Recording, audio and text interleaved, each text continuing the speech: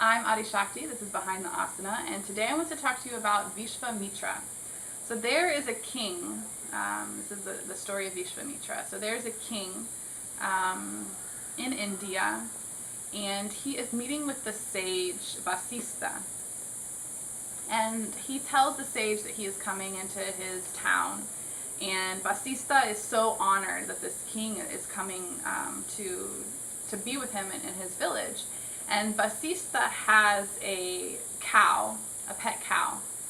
And this cow can manifest anything that Vashista requests, this cow can manifest. So when the king arrives to the village, the king is greeted with an incredible feast for him and his entire army. And he looks at Vashista and he says, Tell me, how did you afford this? How did you create this feast? He says, oh, well, I have this cow, and this cow, gives me anything that I want. And the king said, well, you're just a sage. I'm a king. You're not worthy of this cow. And so the king demands Vashista to give him his cow. And Vashista says, no, I'm not going to give you my cow. And so there was war. The king and his army versus the cow, but the cow manifested this incredible army and had this unlimited manifestation power. So of course the cow destroyed the king's army, and the king was left with nothing. The king had nothing. And he looked at the sage and he saw that his material life was in ruins.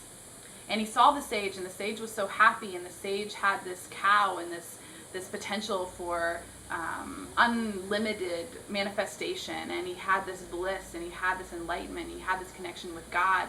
And when the king lost everything, he really started to wonder, what is truly important. And so Vashista says, well, it's okay, I will teach you. And so he begins to study with Vashista. And the story goes that the king, Vishvamitra, the king, would take a few steps forward in his spiritual journey, but then he would fall way back, and he would take a few steps forward and he would fall back. And so it was this process of him, the first huge step was him basically renouncing his wealth, and for him choosing a spiritual path over kind of this worldly way that we can organize our minds. And so he prioritized God, and through prioritizing God, through leaning into the light, he was really forced to face a lot of darkness within himself, because maybe for some people it's easier just to kind of accept our world experience at face value and to live at that level. But once we commit to living at a higher vibration and really looking into the truth of our own souls and to the truth of our potential as humans, it can be a very, very scary process. And so the story goes that he made advances, and then he fell back. He felt moments of bliss, but then he had years of depression, and it was this very, very long process of him working his way up the mountain. And so finally, and we have Vishvamitrasan, which is this beautiful pose that you can look up and see, but it's an arm balance pose. It's a very, very challenging posture, and it requires a lot of refining of flexibility in the hips, of the ability to open through the heart, flexibility in the hamstrings, strength in the arms. There's a lot of different components of the body that symbolize all of the fine tuning and the work and the dedication that it takes to express this beautiful posture that is Vishvamitrasan.